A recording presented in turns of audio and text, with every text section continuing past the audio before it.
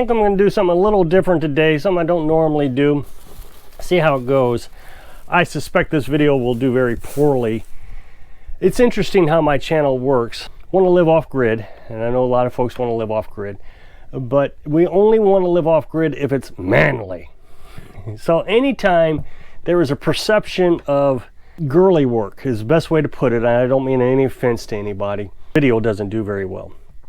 Just the other day I was talking about how I was going to start incubating eggs for chickens. Now this was requested by a guy that I show the chickens, not so much the incubation, but I show the chickens.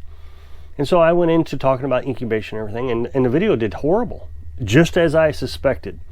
Unless you're running equipment or you're doing something mechanical, the channel doesn't do good. I don't understand that, because a lot of these things I kind of enjoy doing. For example, canning food. I enjoy canning. I like it.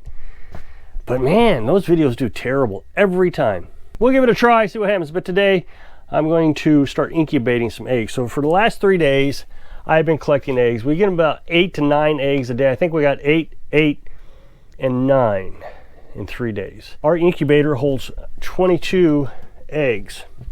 This is a really nice incubator. It's a lot better than the one I used to own years ago. It was just a little styrofoam thing, and you laid the eggs in there, and you had to open it every day and turn the eggs. And we tried to do ducks in there. Ducks are very sensitive eggs. That thing, it just never worked very well, even though we spent quite a bit of money on it. Now this one is called Nurture Right. Here's the box, Nurture Right. You can pick those up at Orscheln's. They're not called Orscheln's anymore, but if you had an Orscheln's, you can pick them up over there, or you can get them on Amazon. I think they're like 150 bucks or something. I mean, they're a little bit pricey, I guess, but you figure, I don't know, 2 or 3, 4 incubation cycles and it would pay for itself. So I'm going to set this up today. It's been a while. It's been a couple of years, actually. We didn't get a chance to incubate last year because Carolyn's son came here and we thought it would just be too much work. So depending on how many we get, we may incubate twice this year. Now this incubator is pretty nice. I think it's, I don't know, 60 watts or so when the heater is running, but the heater doesn't run all the time. It kicks on, kicks off. And you figure our house is pretty warm. Now at nighttime it's a little bit cooler, but during the day it's pretty warm in here. Run the wood stove, it probably doesn't hardly kick on at all. The instructions say you're supposed to set this at 99.5 degrees or something, but we found that 105 degrees was better for this incubator. It might be a calibration issue with this incubator, not sure. We found the information at Purina, and we figured, well, who's better than Purina? So that's why we went with that setting. Now the factory setting is 99.5, and it's a little bit of a trick to try to figure out how to change it, but we'll get through that also. It's got a humidity tray you fill up every day. It's all electronic, and every few hours it spins the eggs. It turns the eggs. That way you never have to open this up the entire 21 days. And it has a timer on it. The timer calculates how many days, 21 days for incubation cycle, but at 18 days it stops turning. I think it's 18 days it stops turning, because at that point the chicks are developed enough they don't need to be turned anymore. Okay, so you see this right here. This is the water tray, and so it has 2 trays in it. I don't know if you can see that, but there's 2 separate trays in there. You block one of them off for the first 18 days, and then after 18 days you add a second one, I believe. On the last 3 days this comes out, and then you'll fill both of these ports here. That allows more humidity to go through it. And the reason you have to do that, because you need more ventilation. This is how you control the ventilation. There's a little turn knob right here, and so you control the humidity. You'll see the humidity sign, percent sign. You got the temperature sign and the humidity sign. And so if your humidity is too high, you adjust it based on what you need. Okay, so I've already assembled this. This is a 2-piece, well, it's actually a multiple piece assembly. So you have the tray here. You have the, I don't know, there's just a ventilation tray here. That's all the underneath this gray part is where the water settles. And then of course there's a fan that blows that air through it. And then this turns every few hours with your eggs in each port. Now I've already connected the power supply. This here hooks up to the bottom of the tray that turns the tray, and then this is our power supply. So we'll plug it in. Okay, so we're off to a good start. Now I can run this off solar panels and my battery set. It just doesn't use that much electricity. Now I'm gonna try to adjust the temperature. Okay, you can see that it's already set for 100.5 degrees. So the temperature did not change since the last time we used it 2 years ago. Number of days, 21. And we're at 81.5 degrees already. 71% humidity. That's probably going to drop based on we have no water in it yet. Now I have distilled water. Distilled water means there's no impurities in it whatsoever. No calciums, nothing.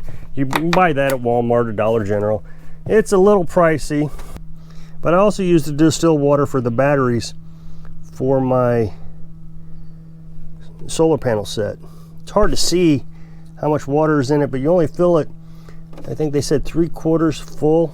Okay, so for the humidity, we're going to try to control that from day 1 to 3 days before hatching to 50% humidity. So anywhere between 48 and 55% is acceptable.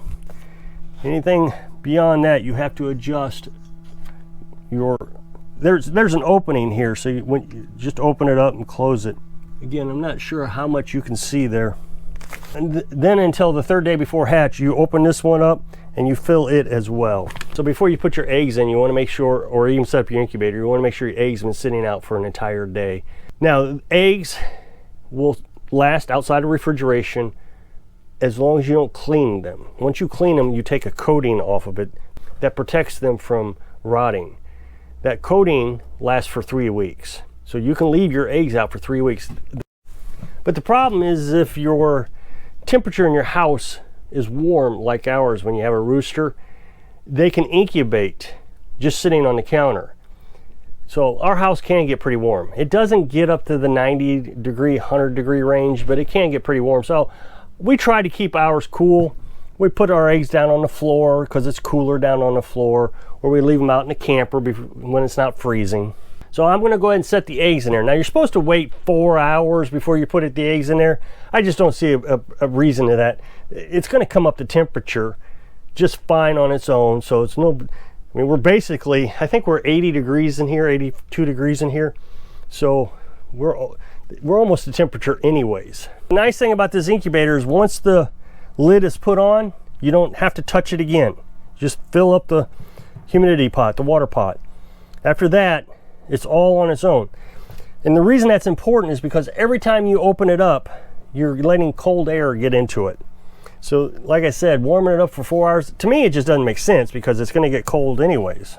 Carolyn picked out the color eggs that she wanted. Now we're going to put the points of the eggs facing each other according to the instructions.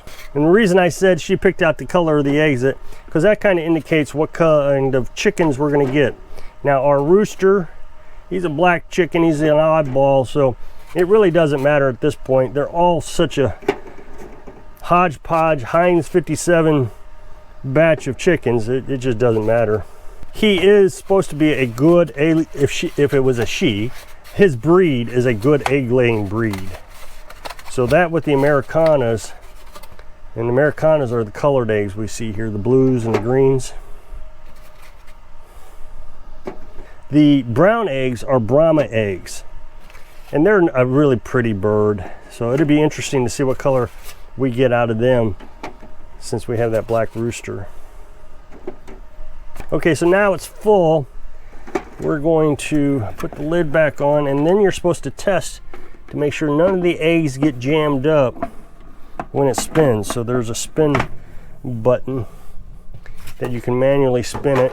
Okay, so you have to touch both the positive and the negative buttons, the plus or minus buttons, at the same time, and now the eggs turn. You can watch the eggs, make sure they're all spinning correctly. I'm going to do it again.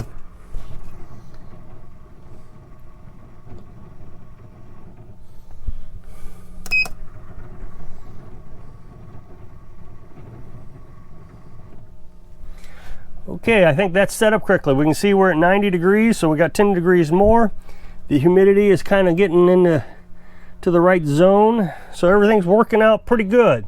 Okay, so this is going to give us, if all 22 hatched, 11 hens. You got to kind of figure 50-50, 11 roosters, 11 hens. What we'll do is we'll butcher the roosters.